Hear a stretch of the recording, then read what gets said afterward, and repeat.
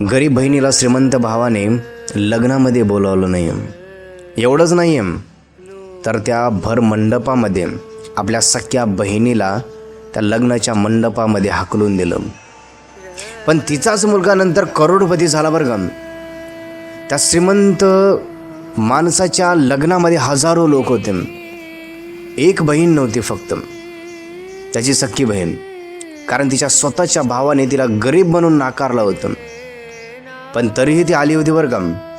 आणि जेव्हा सगळ्यासमोर तिला अपमानित करून बाहेर काढण्यात आलं, तेव्हा कोणालाही कल्पना नव्हती की काही वर्षांनी त्याच बहिणीचा मुलगा इतका मोठा होईल की त्याच भावाला त्याच्या समोर उभा टाकायला लाज वाटेल. सुंदर मराठी कहाणी, शेवटपर्यंत नक्की बघा. तर नमस्कार मित्रांनो, मी संतोष कांबळे आणि आपण पाहतात SK टॉक मराठी. एका छोट्या गावात एक बहीण भाऊ राहत होते. भाऊ रोहन आणि त्याची लाडकी बहीण सीमा. त्याचं घर खूप गरीब होतं बरं का. पाऊस जर पडला तर छपरातून पाणी यायचं. पण त्या घरामध्ये एक गोष्ट श्रीमंत होती, ते त्या बहीण भावाचं प्रेम. रोहन लहानपणापासून खूप हुशार होता, पण घरची परिस्थिती खूप वाईट होती. अनेक वेळा असं व्हायचं की घरात फक्त एकच वेळेचं जेवण असायचं आणि त्यावेळी सीमा स्वतःचं जेवण बाजूला काढून ठेवायची, कारण माझा भाऊ नंतर खाईल म्हणून. ती स्वतः उपाशी झोपायची, पण रोहनला आईसारखं जपायचे बरं का. कारण आई वडील लहानपणीच गेले होते आणि लहानपणापासूनच त्या बहीण भावाला आईच्या प्रेमापासून अलग राहावं लागलं होतं. सीमा मोठी होती, आपल्या भावाला जीवापाड प्रेम करायची, जीवापाड जपायची. एक दिवस रोहननं विचारलं, ताई तू का जेवत नाहीयेस? सीमा हसत म्हणाली, बाळा रोहन, मला भूक नाही रे, मी नंतर जेवते. परंतु नंतर जेवण्यासाठी जेवणच नव्हतं तर काय जेवणार आहे. पण त्या रात्री सीमा रात्रभर भुकेने रडत होते, पण भावाला सांगितलं नाही बरं का. सीमा नेहमी रोहनला मोटिवेट करायची, तो मोठा हो, एक दिवस सगळं बदलेल. रोहन म्हणायचा, ताई मी तुला वचन देतो, मी तुला कधीच रडू देणार नाही, तुझ्या डोळ्यामधून कधीच पाणी आसरू येऊ देणार नाही. काही वर्षांनी रोहन शहरात गेला.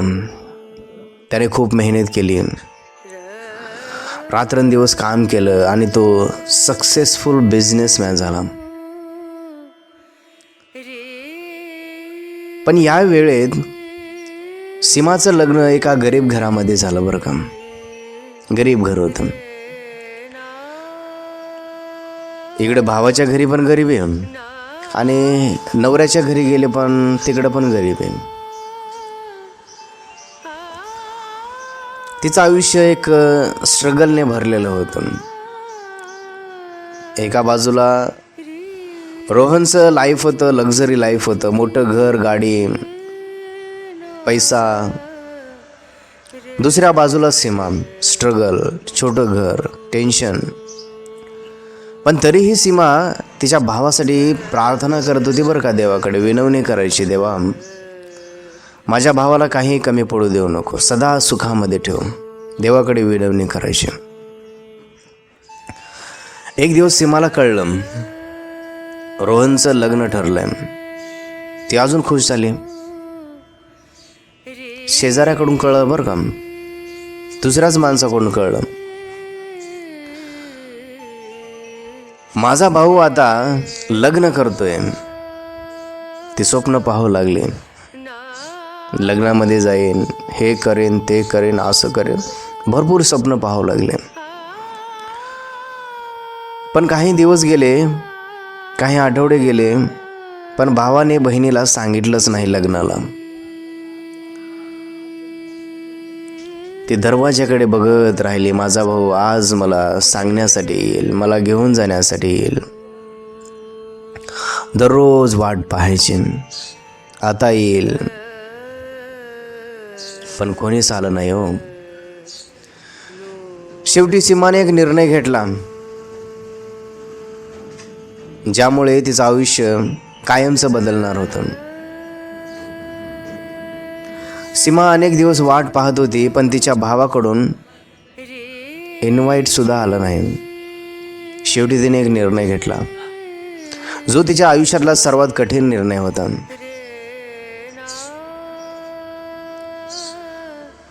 तिने विचार केला, माझाच भाऊ आहे, कळत न कळत आठवण राहिली नसेल, कामामध्ये व्यस्त असेल, काहीतरी अडचणी असतील, म्हणून मला सांगितलं नसेल. काय झालं, न सांगता जर गेलं तर माझाच भाऊ आहे ना, आणि शेवटी माझ्याच घरी जायचं आहे मला, आणि माझ्या भावाकडे जायला, माझ्या भावाच्या लग्नात जायला मला कशाची लाज. तिने निर्णय घेतला. त्या रात्री सीमा एकटी बसली होती. तिच्या हातात तिचा भावाचा जुना फोटो होता, लहानपणीचा, ज्या दोघं हसत होते. तिच्या डोळ्यामधून अश्रू वाहत होते. ती हळू आवाजात म्हणाली, बाळा रोहन, तू मला विसरलास का रे? विसरलास का मला? पण मग ती अचानक उठली. तिने अश्रू पुसले आणि ठाम आवाजात म्हणाली, नाही, मी जाणार. माझ्या भावाच्या लग्नाला मी जाणार, इन्व्हाइट असो या नसो. दुसऱ्या दिवशी सीमाने तिची साडी घेतली, एका पिशवीमध्ये घातली. तिच्या मुलाकडे पाहिलं. तिचा छोटा मुलगा होता आदित्य, त्या सीमाचा. तो निरागसपणे म्हणाला, आई, आपण कुठे जातोय ग?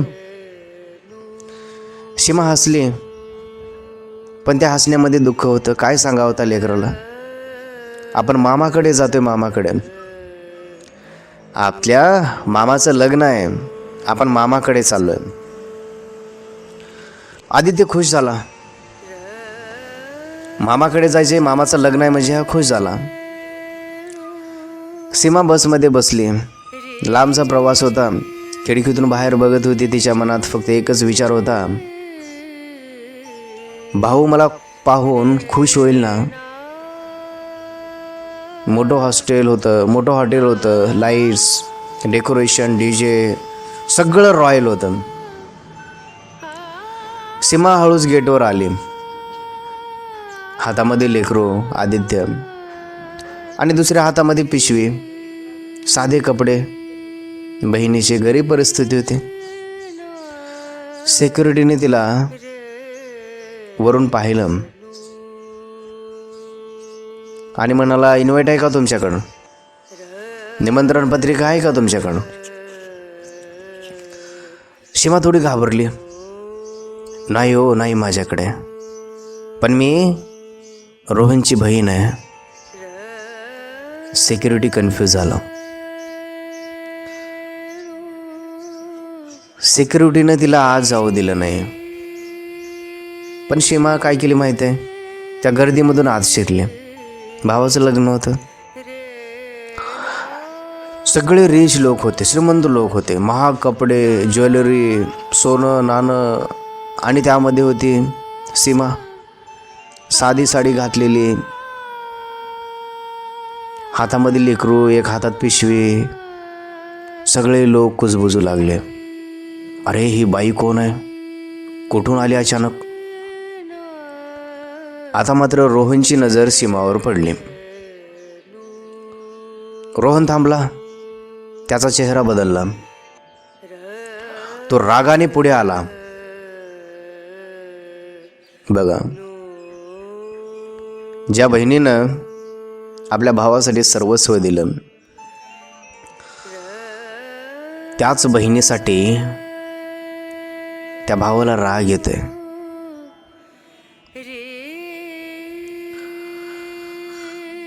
तो रोहन रागाने पुढे आला, म्हणाला, ताई तू इथे काय करतेस? सीमा हसण्याचा प्रयत्न करत होती. अरे बाळा रोहन, तुझं लग्न आहे ना, म्हणून मी आले. तू मला बोलवलं नाही ना, काय झालं, विसरला असेल म्हणून मी आले. सगळे पाहुणे बघत होते. रोहनचा चेहरा कठोर झाला. तो जोरात म्हणाला, तुला कोणी बोलवलंय? सगळे पाहुणे बघू लागले. सीमा शांत आवाजात म्हणाली, अरे रोहन, मी तुझी बहीण आहे रे, बहीण आहे मी तुझी. रोहन रागाने ओरडला, बहीण? तुझ्यासारख्या गरीब लोकांना माझ्या लग्नामध्ये जागा नाहीये. चल निघ इथून, निघ बाहेर इथून. ते एका वाक्याने सीमा पूर्णपणे तुटली. हो, पूर्णपणे तुटली. ज्या भावासाठी तिने सर्वस्व दिलं, ज्या भावासाठी सगळं आयुष्य तिला त्या भावाला व्यतीत केलं, आज तोच भाऊ भर लग्नाच्या मंडपामध्ये गरीब बहीण आहे म्हणून तिचा अपमान करत आहे. अपमान. किती दुःख, किती वेदना झाल्या असतील त्या बहिणीला. लोक हसू लागले, काही जण व्हिडिओ काढत होते. आदित्य घाबरला, लहान मुलगा होता. आई चल आपण जाऊया. पण सीमा थांबली. तिच्या डोळ्यात अश्रू होते. आता मात्र रोहनने सिक्युरिटीला बोलावलं. बाहेर काढा ह्या बाईला, आत्ताच्या आत्ता बाहेर काढा. सिक्युरिटीने सीमाचा हात पकडला आणि त्याला डर ओढत त्या लग्नाच्या मंडपातून बाहेर काढला.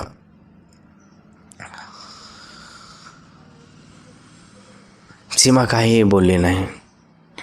आदित्य रडू लागला, आई मला भीती वाटते. सीमा रडत होती. ती हळूहळू बाहेर निघाली. सगळे तिच्याकडे बघत होते. तिच्या हातातून एक छोटंसं गिफ्ट खाली पडलं आणि ते फुटलं. आणि ते गिफ्ट काय होतं माहिती आहे? बहीण लग्नामध्ये आली होती भावाकडे आणि गिफ्ट काय घेऊन आली माहीत आहे? एक राखी होती. राखी, छोटीशी राखी होती. बाहेर आल्यावर सीमा रस्त्यावर बसली. ती जोरात रडू लागली, हा माझा भाऊ नव्हता, माझा भाऊ नव्हता, हा कोणी दुसराच असेल. आदिती तिच्या जवळ बसला. तो छोट्या आवाजात म्हणाला, आई मी मोठा होऊन ना तुला कधीच रडू देणार नाही. त्या क्षणी सीमाने एक निर्णय घेतला. ती अश्रू पुसते आणि म्हणते, आता मी नाही रडणार, आता मी नाही रडणार, आता फक्त मी लढणार. ज्या दिवशी सीमाला स्वतःच्या भावाच्या लग्नातून बाहेर काढलं त्याच दिवशी तिचं हृदय तुटलं होतं. पण त्याच दिवशी तिने एक वचन दिलं की आता ती कधीच कमजोर होणार नाही. त्या रात्री सीमा आणि त्याचा छोटा आदित्य त्याच्या छोट्याशा घरात बसले होते. घरामध्ये शांतता होते. फक्त एकच आवाज, सीमाच्या रडण्याचा. आदित्य तिच्या जवळ जातो. त्याने तिचा हात धरला आणि म्हणू लागला, आई तू रडू नकोस ना, मी मोठा झाल्यानंतर सगळं काही व्यवस्थित करणार. सीमा त्याच्याकडे पाहते. तिच्या डोळ्यात वेदना होत्या, पण एक ज्वालासुद्धा होती बरं का. ती म्हणाली, आजपासून मी बदलणार, आपण कोणासमोरही हात पसरणार नाही. त्या दिवसानंतर सीमाने एक गोष्ट ठरवली, माझा मुलगा मोठा बनेल. ती सकाळपासून रात्रपर्यंत काम करू लागली. घर साफ करणं, लोकांच्या घरची भांडी घासणं, शिवणकाम. तिचे हात सगळे जखमी व्हायचे, पण ती थांबत नव्हती. आदित्य लहान होता, पण त्याने सगळं पाहिलं होतं. आईचा अपमान, तिचं दुःख सगळं पाहिलेलं होतं. एक दिवस तो आईला म्हणाला, आई मी खूप मोठा होणार आणि तुला कधीच रडू देणार नाही. सीमा हसली, पण तिला माहिती होतं हा माझा मुलगा वेगळा आहे. आधी ते शाळेत जायचा, पण परिस्थिती खूप कठीण होती. पुस्तके जुनी, कपडे साधे फाटलेले, लोक टिंगल करू लागले. एकदा काही मुलं त्याला चिडवू लागले, अरे हे कायला फाटके कपडे आहेत, कपडे नाहीत लेवायला, चिडवू लागले. तुझी आई गरीब आहे, तू काय मोठा होणार आता. आधी ते शांत राहिला, पण त्या दिवशी त्याच्या आत एक आग पेटली. तो घरी आला, आईसमोर बसला. आई मला खूप शिकायचं आहे, मला खूप शिकायचं आहे. सीमा त्याच्या डोक्यावर हात ठेवते आणि म्हणते, बाळा मी तुझ्यासाठी ना काहीही करायला तयार आहे, पण तू थांबू नकोस आणि मी तुला थांबू पण देणार नाही आहे. असेच काही वर्ष गेले. आधी ते मोठा होत गेला, अभ्यासात टॉप येऊ लागला. रात्रभर अभ्यास करायचा, दिवसा पार्ट टाईम काम करायचा. तो स्वतः खर्च भागवू लागला. लोक म्हणू लागले, हा मुलगा एक दिवस मोठा होणार म्हणतोय, आणि कधी दिवस तो येईल काय माहिती नाही. हसू लागले लोक. एक दिवस आदित्यला तिची जागा दिसली, जिथून त्याच्या आईचा लग्नाच्या मंडपातून बाहेर काढलं होतं. ती जागा दिसली. तो थांबला. त्याच्या डोळ्यात राग आणि वेदना होत्या. तो हळू आवाजात म्हणाला, आई तो दिवस मी विसरणार नाही. त्या रात्री तो आईसमोर बसला. आई मी आता फक्त नोकरी नाही करणार, मी बिझनेस पण करणार आहे.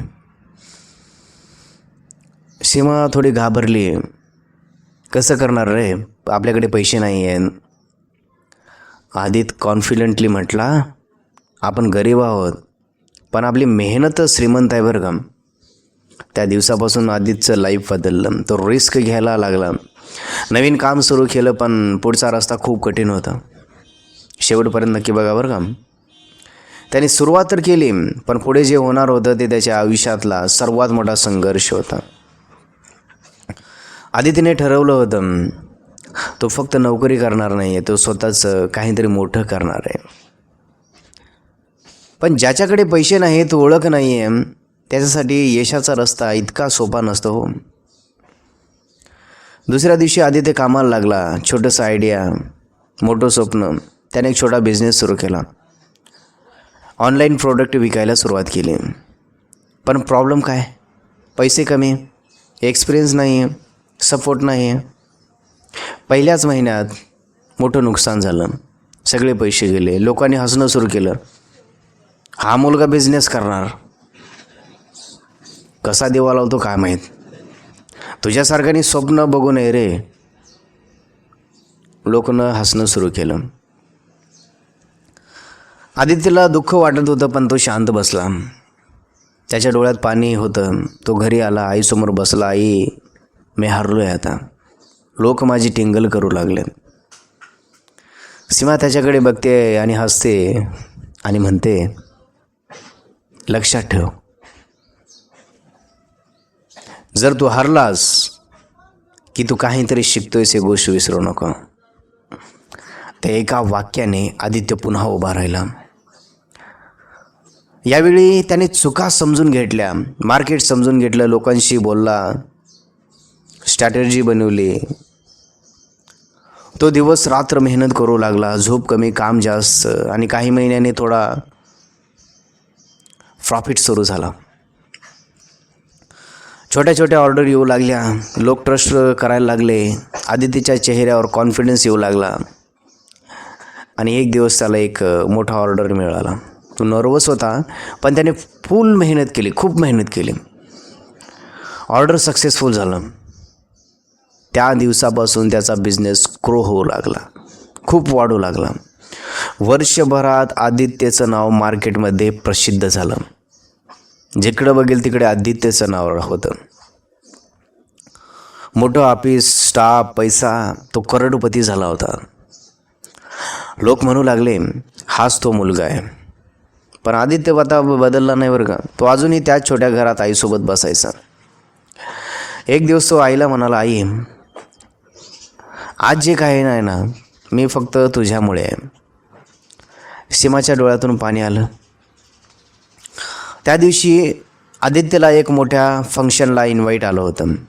चीफ गेस्ट म्हणून होता. पण त्याला माहीत नव्हतं की तिथे कोणीतरी येणार होतं त्या फंक्शनमध्ये, आणि तो म्हणजे त्याचा भूतकाळ त्याच्या समोर उभा राहणार होता. ज्या मुलाला एकेकाळी गरीब म्हणून हसवलं गेलं, ज्याच्या आईला सगळ्यांसमोर अपमान करून बाहेर काढलं गेलं, तोच मुलगा आज करोडपती म्हणून एका मोठ्या मंचावर उभा होता. पण त्याला अजून माहिती नव्हतं की आज त्याचा भूतकाळ त्याच्या समोर येणार आहे. शेवटपर्यंत नक्की बघा कहाणी. मोठं हॉल, लाईट्स, मीडिया, टाळ्यांचा गडगडाट. अँकर अनाऊन्स करतो, आजचे चीफ गेस्ट आहेत मिस्टर आदित्य. आदित्य स्टेजवर येतो. सगळे उभे राहून टाळ्या वाजवतात.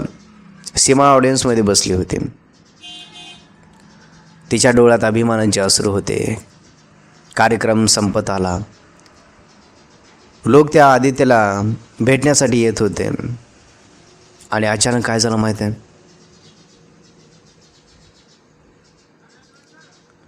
एक माणूस आदित्य समोर उभा राहिला. आदित्य थोडं घाबरला, डोळ्यामध्ये अपराध. आणि तो कोण होता माहीत आहे? तो होता आदित्यचा मामा रोहन. आदित्य त्याच्याकडे बघतो, पहिल्यांदा ओळखत नाही. पण जेव्हा रोहनने हळू आवाजात म्हटलं, बाळा रोहन, मी तुझा मामा आहे मामा. आदित्य शांत झाला. त्याच्या डोळ्यासमोर फ्लॅशबॅक उभा आला. आईचा अपमान, लग्नातून बाहेर काढणं, रडणारी आई, सगळं त्याला आठवू लागलं. रोहन मात्र खाली मान घालून उभा होता. तो म्हणाला, आदित्य बाळा, मला माफ कर, मी मोठी चूक केली. सगळे लोक बघत होते.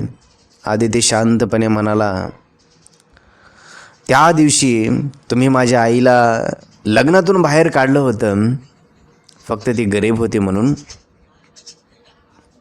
पूर्ण हॉल शांत झाला. रोहनच्या डोळ्यात अश्रू आले. हो, आणि त्याची शिक्षा मला रोज मिळते. आदित्य काही सेकंद शांत राहतो. तो आईकडे बघतो. सीमा त्याला फक्त एक नजर देते आणि म्हणते, बाळा रोहन, राग नाही तर तो आता प्रेम निवड, प्रेम. बघा, ज्या बहिणीला भावाने लग्नातून बाहेर काढलं गरीब आहे म्हणून, तीच बहीण आज म्हणते, आपल्या मुलाला सांगत आहे, बाळा राग नाही तर तू प्रेम निवड. किती मोठं बहिणीचं प्रेम आहे. आदित्य परत रोहनकडे बघतो आणि म्हणतो, आज मी तुम्हाला काहीही बोलू शकतो बरं का, काहीही बोलू शकतो, तुमचा अपमान करू शकतो, काहीही मी करू शकतो. सगळे टेन्शनमध्ये बघू लागले. पण तो हळूच हसतो आणि म्हणतो, पण मी तसं करणार नाही आहे. सगळे शॉक होतात. तो पुढे म्हणतो, कारण माझ्या आईने मला असं शिकवलं नाही आहे. अपमानाला उत्तर अपमानाने द्यायचं असं शिकवलं नाही आहे माझ्या आईनं. माझ्या आईने मला अपमानाला उत्तर यशानं द्यायचं शिकवलं आहे. आणि माणुसकी कधीच सोडायची नाही आहे, हे माझ्या आईनं शिकवलं आहे. रोहन रडू लागला. तो सीमाकडे बघतो, ताई मला माफ कर. सीमा हळूच पुढे येते. ती म्हणते, रोहन, मी तुला माफ केलं रे, माफ केलं मी. पण त्या दिवसाचं दुःख मी कधी विसरणार नाही बरं का. माझ्या हृदयामध्ये तसंच आहे. त्या दिवशी सगळ्यांनी पाहिलं, पैसा नाही, स्टेटस नाही, तर आईचा संस्कार आणि मुलाचं यश जिंकतं. म्हणून सांगतो मित्रांनो, ज्याला तुम्ही आज कमी समजता ना, तोच उद्या तुमच्यापेक्षा मोठं किंवा बरोबर होऊ शकतं.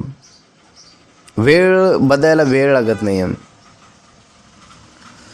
तुम्हाला वाटतं की काही नाही आहे, मी श्रीमंत आहे, माझ्याकडे पैसा अडका सगळं आहे, माझ्यासारखा कोणी नाही आहे. पण तसं नसतं. प्रत्येकाची वेळ येते, प्रत्येकाला देव चान्स देतो. म्हणून गर्व अभिमान कधी करू नये. तुम्हाला काय वाटतं आम्हाला कमेंट बॉक्समध्ये नक्की सांगा. आणि हो, ही कहाणी तुम्हाला कशी वाटली आम्हाला कमेंट बॉक्समध्ये नक्की सांगा. जे तुमच्या मनामध्ये येईल ना ते सगळं कमेंट बॉक्समध्ये लिहा. आमचे असेच नवीन नवीन व्हिडिओ पाहण्यासाठी आमच्या यूट्यूब चॅनलला सबस्क्राईब करा. तर चला आपण भेटूया आणखीन असेच नवीन व्हिडिओमध्ये.